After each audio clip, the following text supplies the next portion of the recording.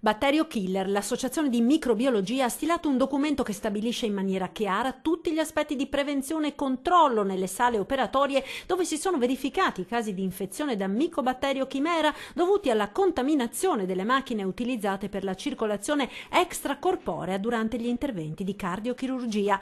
A Mestre, come a Treviso, le sale operatorie delle cardiochirurgie sono sicure, fanno sapere i direttori delle unità di microbiologia che coordinano le unità di crisi create dopo i 6 decessi ed il richiamo di circa 10.000 pazienti operati a cuore aperto in Veneto dal 2010 al 2017. Sono state adottate tutte le misure di decontaminazione delle strumentazioni e in più abbiamo messo la macchina, lo strumento, al di fuori della sala operatoria, collegata con un aspiratore per rendere assolutamente sicuro qualsiasi tipo di intervento chirurgico. Attivati inoltre tutti i controlli non solo nell'acqua utilizzata per il raffreddamento del macchinario, ma anche dell'aria dove dall'acqua nebulizzata il micobatterio può diffondersi ed infettare i pazienti.